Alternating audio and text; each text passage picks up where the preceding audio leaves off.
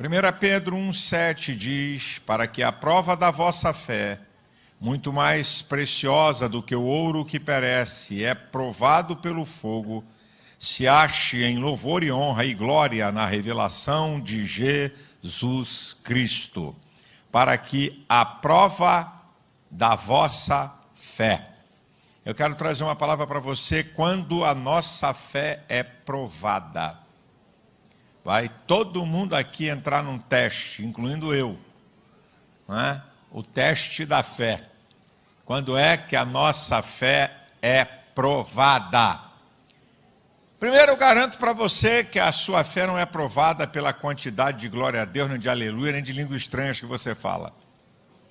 Eu garanto que não é. A nossa fé não é provada por isso. Mas eu acredito que algumas coisas que podem provar a nossa fé, não tudo, eu quero apresentar para você.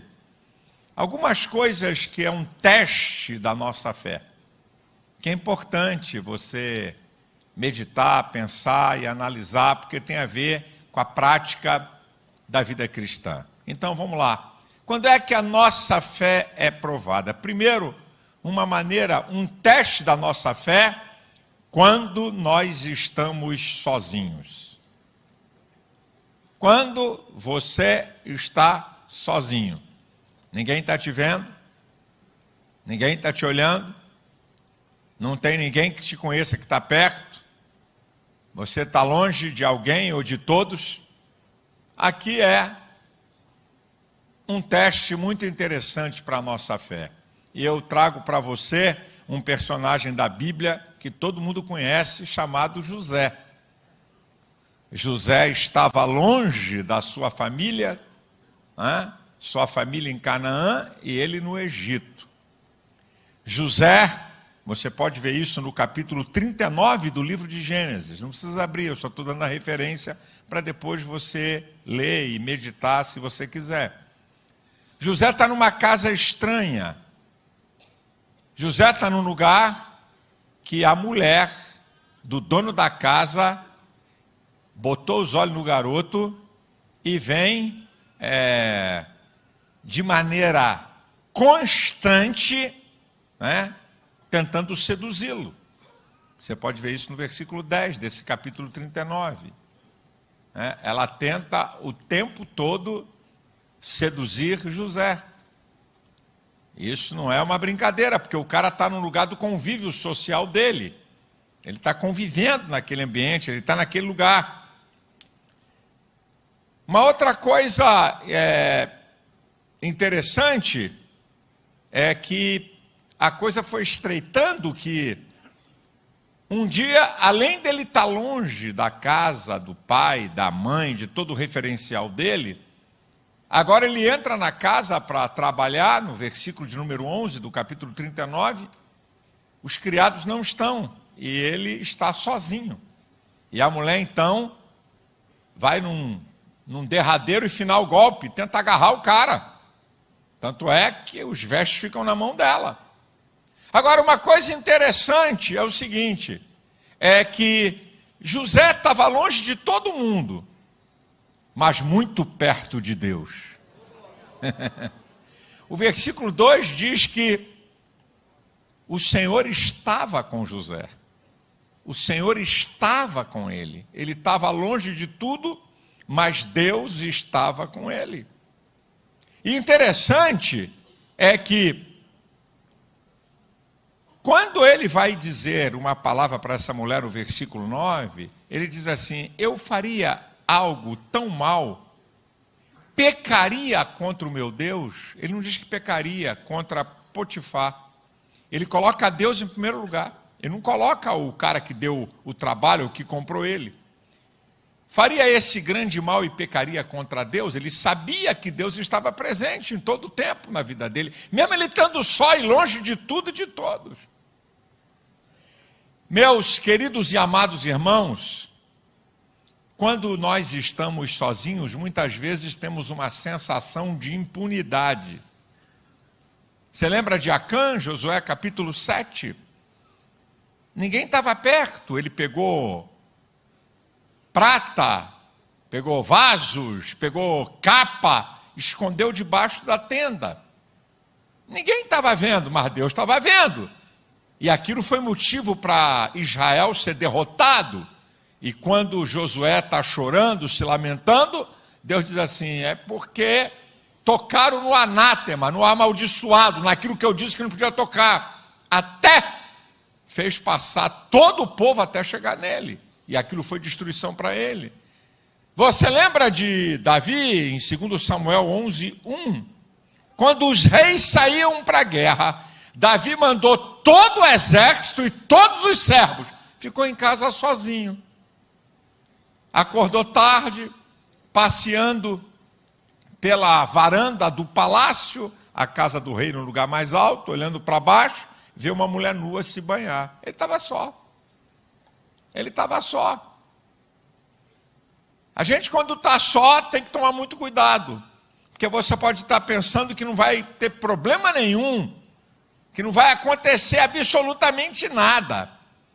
Eu garanto para você uma coisa, a família, a igreja, a palavra, a oração, o jejum e a vigilância são instrumentos poderosos para nos proteger quando a gente estiver só. Porque Satanás é especialista em atacar quando a gente está só. A tentação de Jesus em Mateus capítulo 4, ele não estava com miríades de anjos no deserto.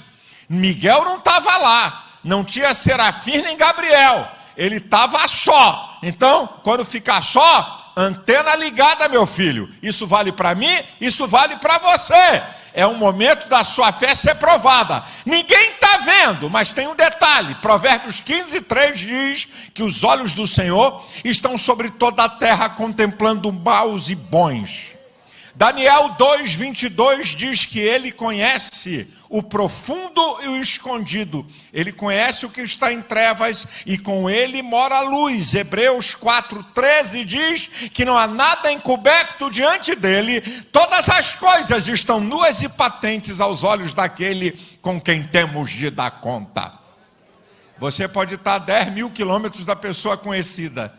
Você pode estar a 10 mil quilômetros do último parente seu ou do último membro da igreja, mas você jamais vai estar longe do olhar de Deus. Então, uma hora que você pode ter a sua fé provada é quando você está sozinho. Número 2, nesse teste da fé, quando é que a nossa fé é provada? Quando somos doadores. Quando somos doadores, gente. Todos já sabem, eu estou falando aqui coisa que vocês já sabem. O cristão não é conhecido pelo que recebe, o cristão é conhecido pelo que doa. Por isso que Jesus, em João 15:8, diz: nisto o Pai é glorificado, que deis muitos frutos, e assim sereis meus discípulos. E no versículo 16, não foi vós que escolhestes a mim, mas eu que escolhi a vós e vos nomeei para que vades e deis fruto, a fim de que o vosso fruto permaneça, e tudo quanto pedir ao Pai, Ele vô-lo conceda. Fruto é aquilo que produzimos de bem, de bênção, em favor de outros e que glorifica a Deus. Não está falando de fruto do Espírito, está falando dos frutos. É o que eu dou, é o que eu faço, é o que eu realizo, através da mudança da minha vida pelo poder do Evangelho. Então, você não é conhecido pelo que recebe. Você é conhecido pelo que você doa. E você já sabe, eu só estou repetindo. Já muitas vezes eu tenho falado isso aqui, porque está na Bíblia. O reino de Deus é comparado a quê? O reino de Deus, a lei que move o reino de Deus tem a ver com o que eu estou acabando de falar. De Marcos capítulo 4, do versículo 26 ao 28. O reino de Deus é comparado a um homem que saiu a semear e sem saber como aquela semente frutificou, porque a terra frutifica naturalmente, primeiro a erva, depois a espiga e depois os grãos da espiga. Está falando em doar semente, está falando em doação, está falando em realização. Então, meu querido, a sua fé é provada, a minha fé, quando somos doadores. E o que é que eu tenho que doar para provar a minha fé? Perdão. Ah, pastor, mas eu perdoo o irmão na igreja com maior facilidade, isso não é problema, é mesmo? E Mateus 5,44? Perdoar os vossos inimigos. Mudou. O que é que eu tenho que doar, pastor? O que é que você tem que doar? Você tem que doar perdão? Você tem que doar amor? Mateus 5,44, desculpa. Amai a vossos inimigos. Você tem que doar perdão? Mateus 6,14. Na oração, que Jesus diz, olha, perdoe aos homens, não é crente não. É perdoar quem te deve. Tem crente que não quer perdoar nem o irmão que senta com ele do lado, vai perdoar pecador? O irmão está devendo R$100, ele vive igual um cão em cima do irmão por causa de 100 prata. O homem está desempregado, pegou 100 prata emprestado, o crente. Está me devendo 100. Se passar um mês é mais 2% de juro. Está me devendo 100. Meu irmão, o negócio é... O evangelho, meu filho, o evangelho não é falácia. Doar o quê, pastor? Doar amor, doar perdão, doar misericórdia. Mateus 5,7, bem-aventurados misericordiosos que alcançarão misericórdia. Fazer o que é bem. Fazer o que é bem. Como diz lá Tiago 4,17, aquele que sabe fazer o bem não faz, comete pecado. Doar o quê, pastor? Finança. É uma prova da tua fé. Quando Paulo diz em 2 Coríntios 9,6, o que semeia pouco, colhe pouco, o que semeia muito, colhe muito, quem semeia pouco é porque não acredita na lei da semeadura. Então ele não doa. A tua fé é provada no ato da tua doação, seja de amor, seja de perdão, seja de benignidade, seja de compaixão, seja de misericórdia, seja de fazer o bem, seja finanças. Você está provando a tua fé, porque você está praticando aquilo que está na Bíblia, na palavra, para o cristão praticar. Quando é que a nossa fé é provada? Sabe quando é que a nossa fé é provada? Quando tudo vai bem. Porque a coisa quando está ruim, até o pecador chega perto. Até o pecador quer Deus quando a coisa está no estreito. Quando a coisa está, sabe? Quando a batata está assando, até o pecador corre para Deus. Mas a questão é que a nossa fé é provada quando tudo está bom. Quando tudo está em vitória, está sobrando, a coisa está que está. Olha o exemplo de Jó.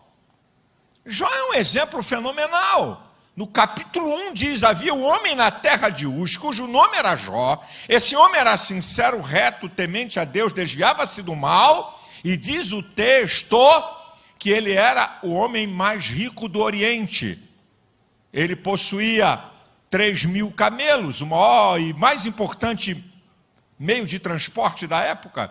Ele possuía 500 juntas de boi, olha o que ele tinha para arar a terra. Ele possuía 500 jumentas, que servia para transporte de carga. Ele possuía 7.000 ovelhas. Era um homem poderoso e rico. Mas no versículo 5 diz que ele continuamente oferecia sacrifício ao Senhor. Olha Daniel, no capítulo 6. Ele é um dos 3 príncipes que o imperador coloca para governar a Babilônia, as 120 províncias, e ele estava sendo cogitado para reinar, ou melhor, para governar sobre tudo, só abaixo do imperador. Mas no versículo 10 diz que Daniel orava 3 vezes ao Senhor, como antes estava acostumado a fazer, antes de ser príncipe na Babilônia. Ele tinha uma prática constante, a posição não mudou Daniel, a riqueza não mudou Jó. Minha gente, isso aqui é um negócio muito sério. Isso aqui é um negócio muito sério. Por favor, eu não estou fazendo apologia da desgraça. Eu não estou fazendo apologia da desgraça. Mas deixa eu dizer uma coisa para você. Tem crente que só debaixo do sarrafo. Se melhorar de vida, fica besta, troca a mulher de 40 por uma de 20 e vai que vai. E vai que vai, faz besteira e fica metido, não quer mais saber de igreja, só vai debaixo do chicote da chibata. Segura aí, filho. Ai, glória a Deus, aleluia. Oh, Jesus é maravilhoso. Então toma mais uma aí. Oh, aleluia. Bate mais, papai. Se para entrar no céu tem que ser assim, então ok. Eu gostaria que não. Eu gostaria que quanto mais Deus te dá, mais fiel você é. Quanto mais Ele abre a porta, mais leal você é. Quanto mais Ele abre a porta para você, mais você quer trabalhar, mais você quer servir, mais você quer se envolver no reino.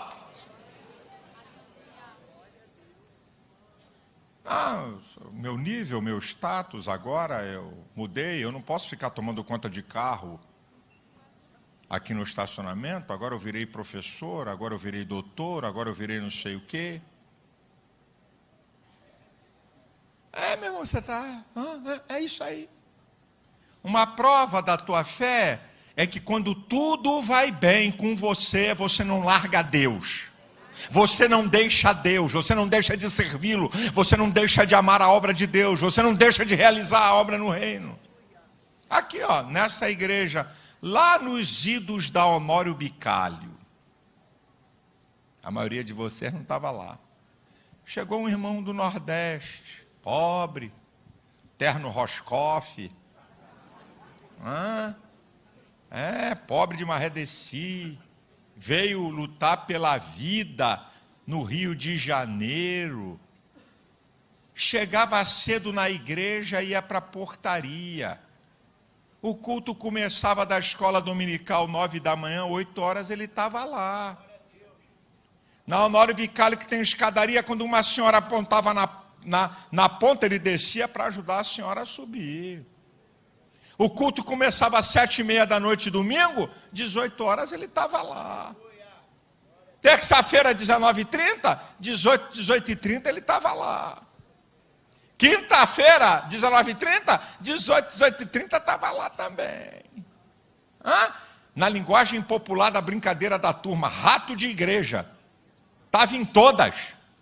Pobre, crente, fiel, a paz do Senhor firme. Paz do Senhor, irmão, aleluia. Eu era garoto, aí Deus começou a abrir a porta para o cara. O cara começou a crescer, deixou o terno Roscoff pelo terno bacana, e o tempo foi passando, e foi ganhando grana, e foi ganhando dinheiro, não estava mais na portaria da igreja. Não andava mais de terno, camisa de seda, camisa top, sapato top, carro zero, e o negócio foi, e aí já não trabalhava mais em nada, diácono, já não fazia mais nada, não servia nada, e aí a coisa foi andando, e ganhando dinheiro, e tal, e compra casa, e compra carro, se divorcia da mulher, aí acabou, aí arrebentou tudo, porque já estava em adultério, já estava na bandidagem. Como é que pode, meu Deus do céu? Deus abençoou o cara para quê? Como é que pode alguém ser abençoado e aumentar a renda, aumentar finanças, e está dando oferta e dízimo de pobre, enganando a Deus, dízimo de prolabore? Do que ele retira da empresa. Não era nada. Seu João ninguém, amigo do seu coisa nenhuma. Aí Deus abençoa, ao invés dele ser mais fiel, dizer, rapaz, é Deus que está fazendo isso. Não, eu não posso. Não, é Deus. Irmãos, eu tenho que dizer, eu não vou deixar passar, eu tenho que dizer.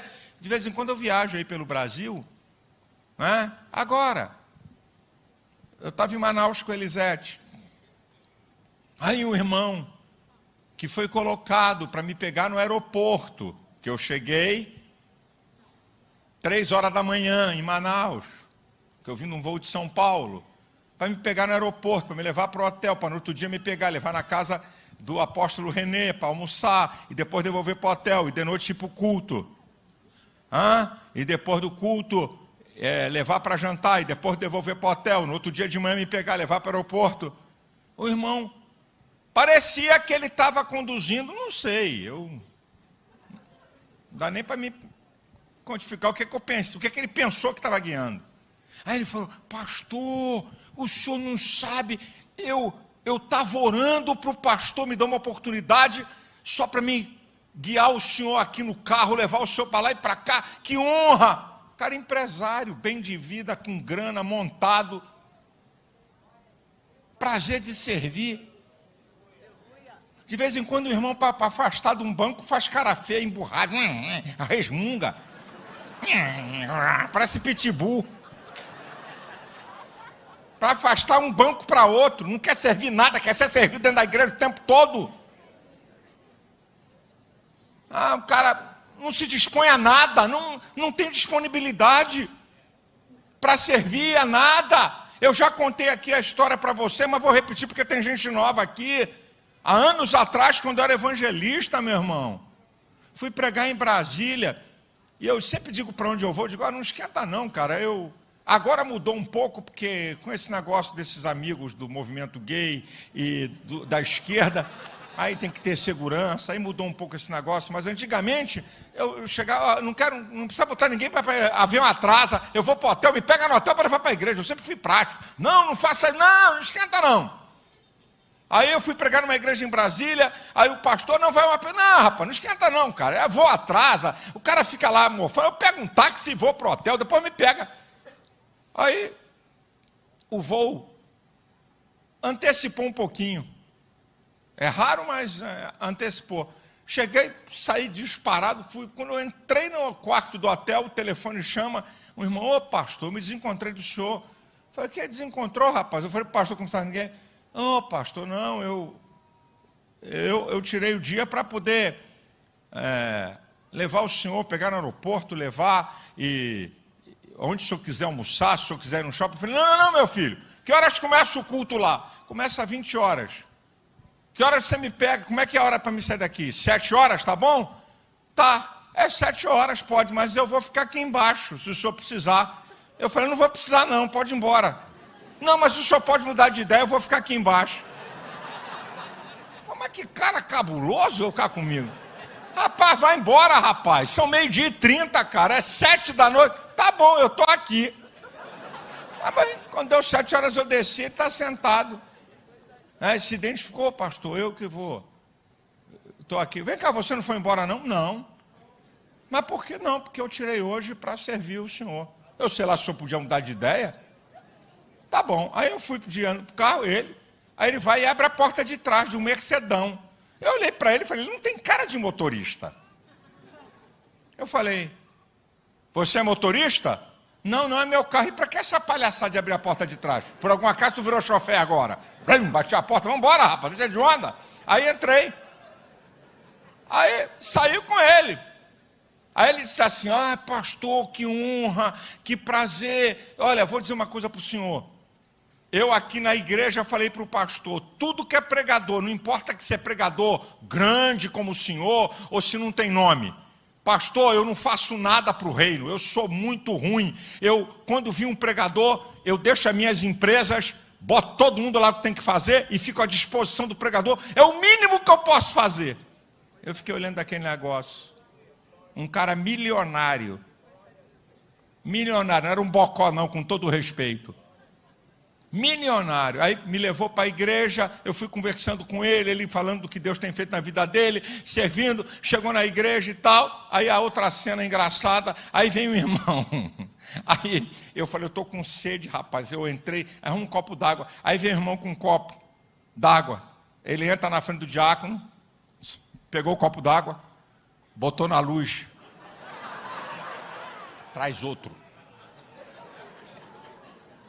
Aí eu falei, rapaz, a água é o quê? É água da bica?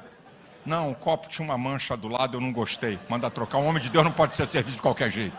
Eu fiquei olhando para aquele cara, me levou para lá, me levou para cá. Irmãos, povo de Deus, quando é que a sua fé é provada? Está tudo bem? Está nadando? De braçada? A coisa está boa? Seja mais fiel, exalte mais a Deus, sirva mais a Deus, meu irmão. Não espere a coisa ficar difícil para poder adorar a Deus, servir a Deus com fidelidade. É, minha gente.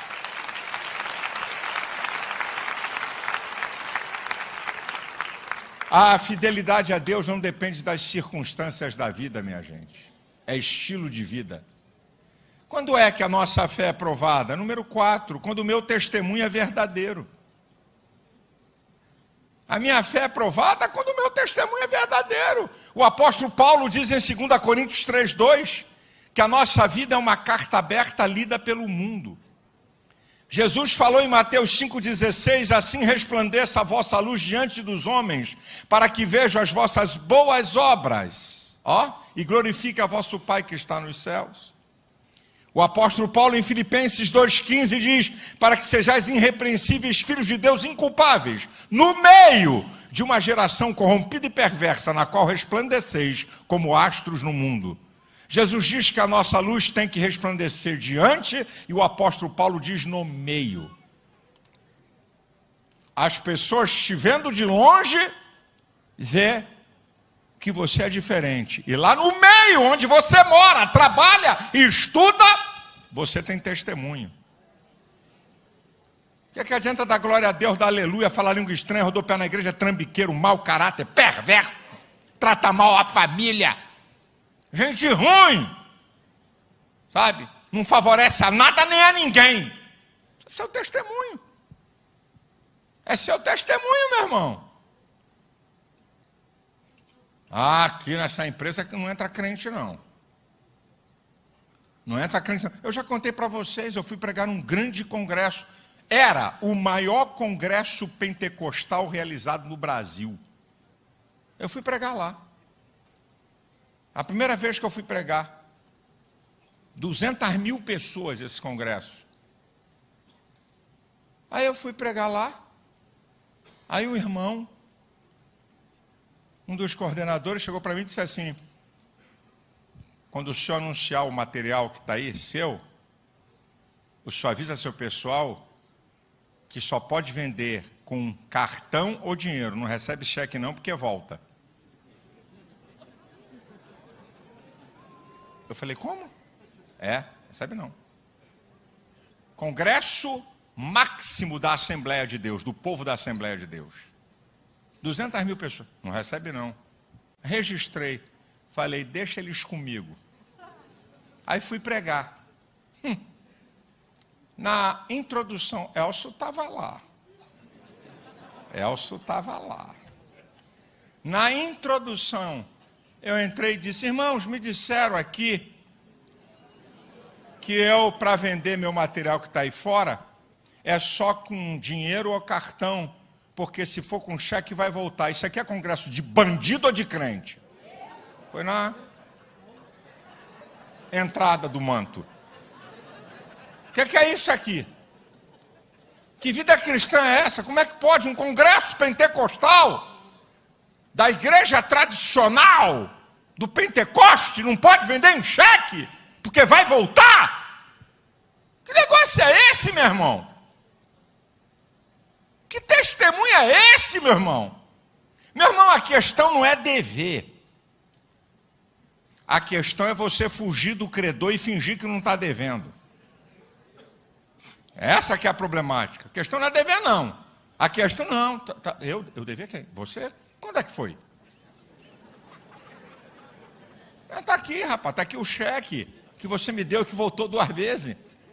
Tem certeza que é meu? Meu irmão, o negócio é feio, gente. O negócio é feio, nós estamos enganados. Sabe? A nossa fé é provada porque o irmão anda com a Bíblia debaixo do braço. Porque rodopia, dá bom dia em língua estranha. Compra batata e a metade fala em língua. Me dá 2 quilos de batateira calabachaia. Vai ver se eu estou na esquina, rapaz.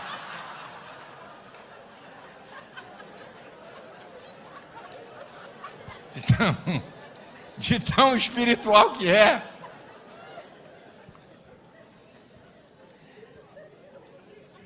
Queridos, escuta essa.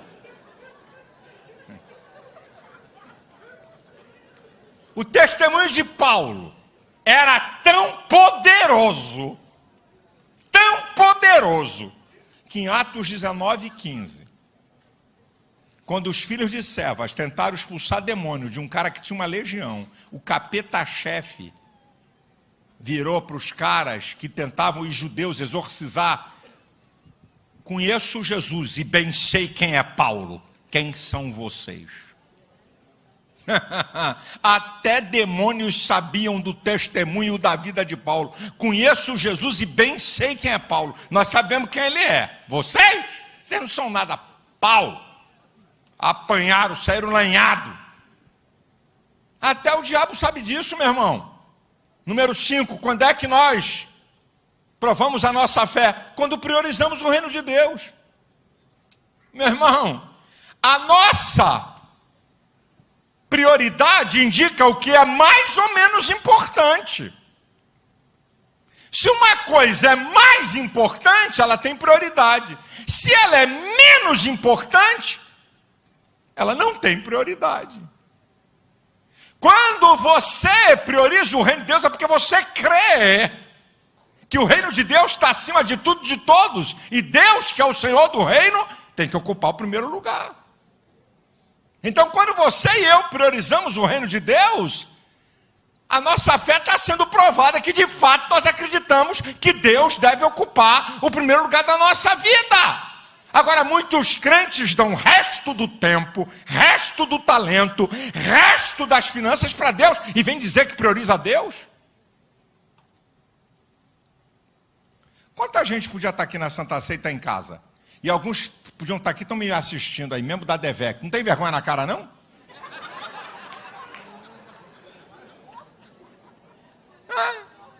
Não, Deus, eu priorizo a Deus. Bulufa, meu irmão.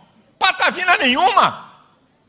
Se priorizar Deus, vai ter a preferência na sua vida. Essa que é a verdade.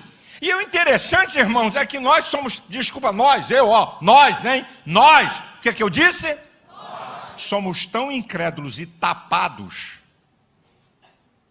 que nós somos os primeiros beneficiários quando buscamos o reino de Deus em primeiro lugar.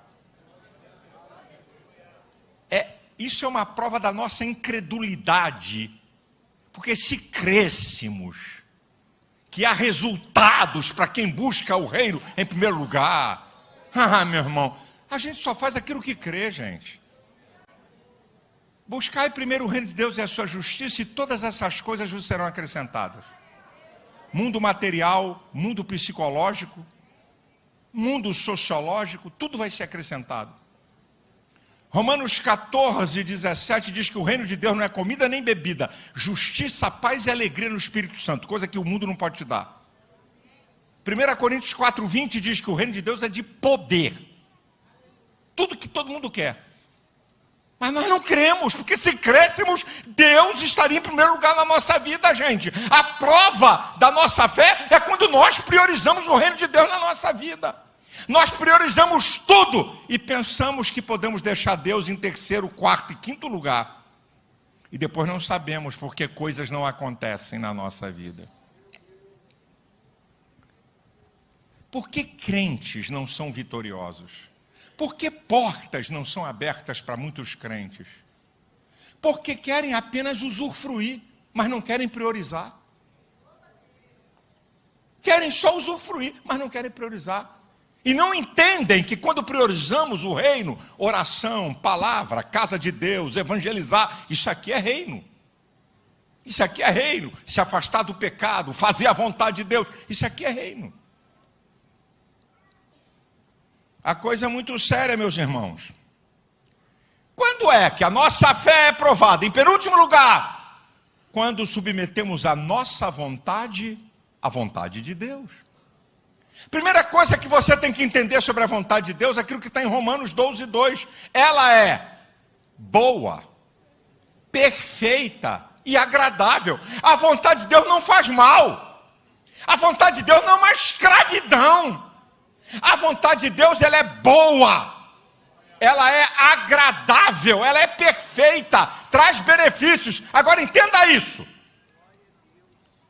Fazer a minha vontade sem a vontade de Deus é humanismo.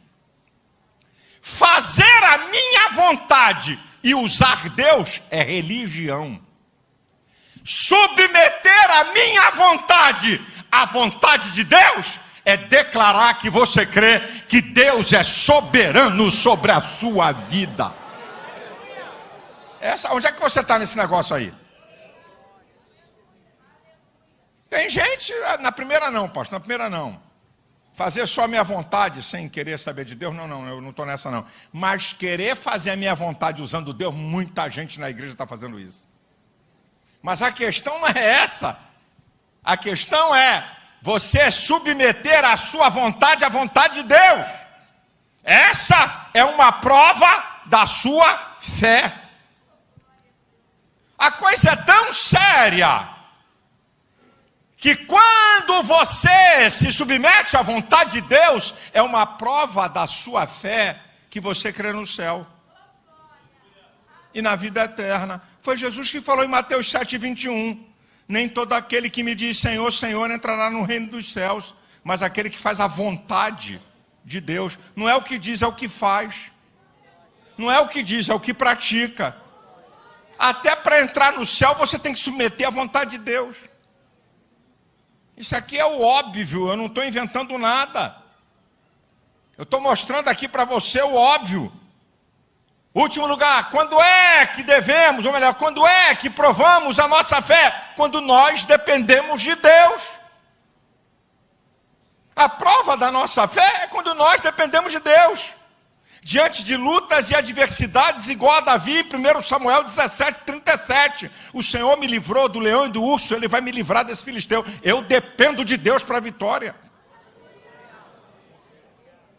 A nossa fé é provada quando nós dependemos de Deus, no sentido de que Deus tem a direção da nossa vida, mesmo diante do óbvio e da lógica.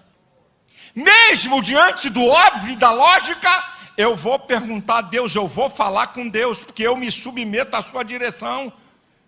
É igual a Davi. Em 1 Samuel capítulo 23, Davi livrou Keila da mão dos filisteus. Qual é o óbvio? Vem Saul agora com todo o exército. Qual é o óbvio? Os moradores de Keila vão me ajudar. Davi não tinha negócio de óbvio, ele dependia de Deus, foi consultar Deus. Senhor, se eu ficar aqui, os moradores de Keila vão me entregar na mão de Saul? Saul vai entrar aqui e vai destruir essa cidade por minha causa? Devo ficar aqui ou não? Eles vão me entregar ou não? Aí Deus diz para ele, cai fora. Eles vão te entregar.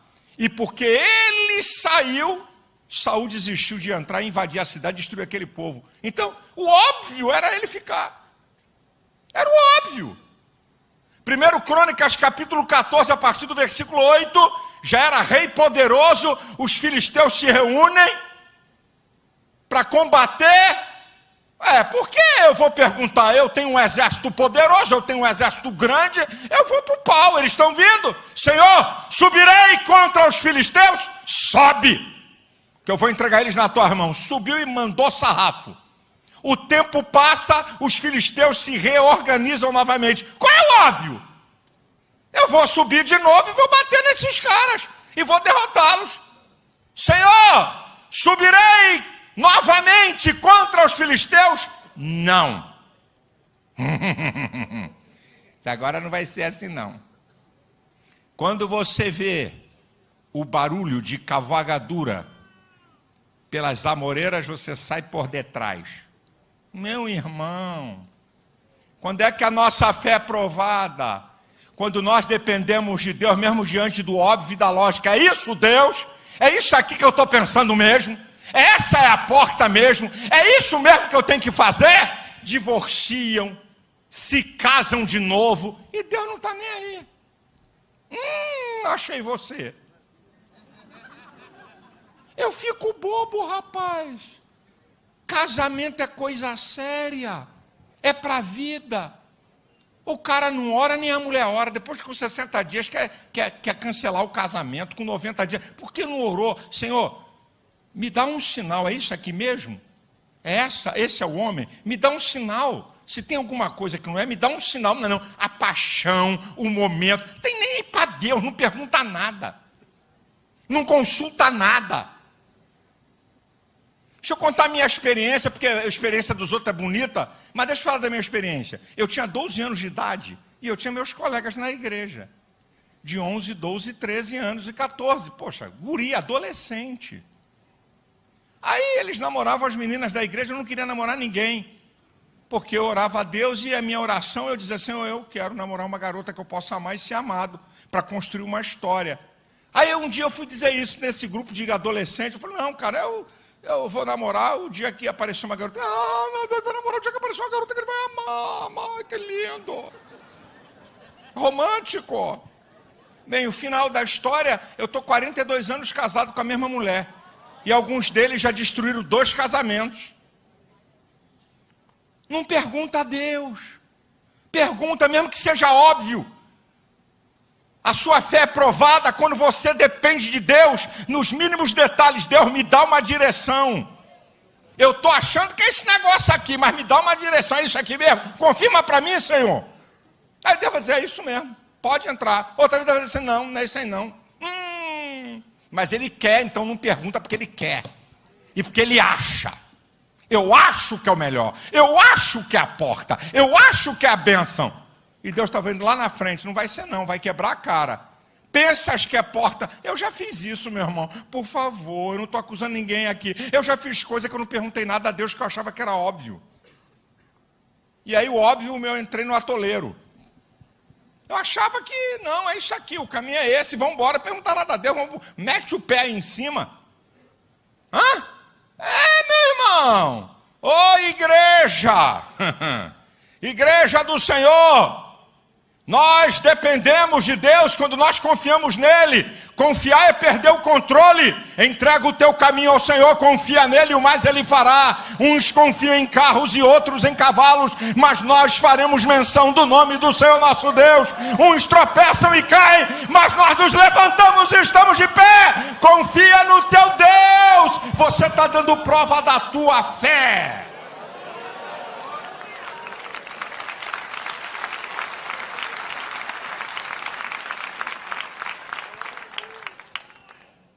Eu vou terminar minha palavra com a seguinte conclusão. Não esqueça isso que eu vou te falar sobre fé. Eu vou terminar aqui. Não esqueça. Vou falar coisa que todo mundo aqui sabe, mas vou lembrar você. Primeiro, sem fé é impossível agradar a Deus. Não tem outro meio para você agradar a Deus que não seja pela fé. Hebreus 11:6. Marcos 9:23. Se tu crê, tudo é possível ao que crê. Tem que crer. Mateus 22:21. Tudo que pedirdes crendo na oração recebereis. Não adianta só orar. Tem que crer que tem um Deus que está ouvindo e que pode trazer a resposta para você. Você não pode, meu queridão. Você não pode esquecer disso. 1 João 5,4. Esta é a vitória que vence o mundo. A nossa fé. Para você vencer esse sistema que Satanás tem tocado um terror na sociedade, fé.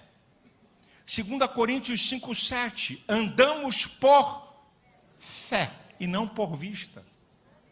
Nós não temos nada a ver com a lógica desse mundo, com a economia desse mundo. Nós andamos por fé. Aprenda que a tua fé tem que ser aprimorada. Romanos 1,17. De fé em fé. De fé em fé. De fé em fé. Em fé. A sua fé é aprimorada. É uma fé hoje, uma fé maior amanhã, uma fé maior depois da manhã, uma fé maior mês que vem. É de fé em fé. A fé é para ser aprimorada. Hebreus 10, 38, 39 diz que o justo viverá da fé, mas se ele recuar, a minha alma não tem prazer nele. Mas nós não somos daqueles que se retiram para a perdição, mas daqueles que creem para manter a salvação da alma. Mantenha a tua posição, creia. Creia, há um Deus que está no controle de tudo, há um Deus criador dos céus e da terra, há um Deus que cuida de você, há um Deus que abre porta que ninguém pode abrir, há um Deus que pode operar milagres, há um Deus que pode transtornar tudo para te dar uma bênção, há um Deus nos céus que está no controle, e a Ele a glória, e a Ele a honra, e a Ele o louvor. Agora olha o final interessante. O resultado da prova da nossa fé. Olha o resultado. Versículo 7. Para que a prova da vossa fé é muito mais preciosa do que o ouro. Olha o nível que é a fé.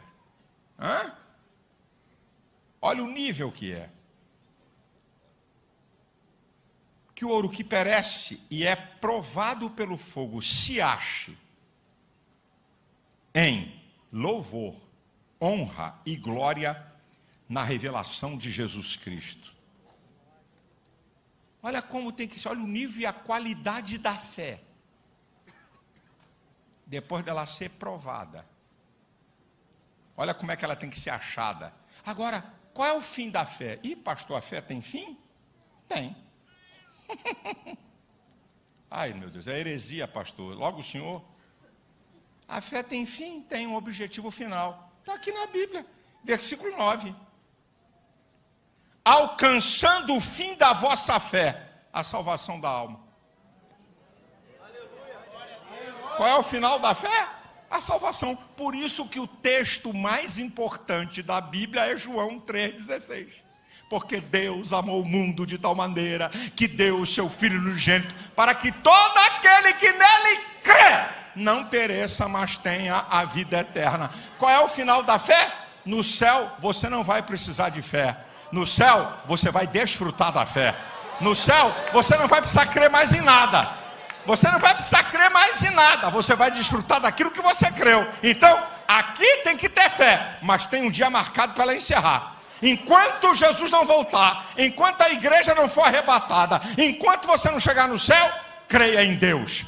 Crede em Deus, crede em Deus, creia em Deus. Não para não, não tem estágio total da fé. É de fé em fé, eu disse aqui ainda há pouco. Vamos embora, vamos aprimorar a fé. 20 anos de crente na igreja e a mesma bobeira de sempre, e a mesma mediocridade de sempre. Cresce aí, meu irmão. Cresce em fé, qualquer coisinha fica apavorado, qualquer coisinha fica transtornado, deu um espirro, ai meu Deus, será que é câncer? O vento bateu com a porta, meu Deus, é um demônio que está aqui na minha casa. Cresça, meu irmão, ei, cresça de fé em fé, creia, o teu Deus é real, o teu Deus é vivo, o teu Deus existe, o teu Deus é Senhor, creia! A igreja de pé, por favor.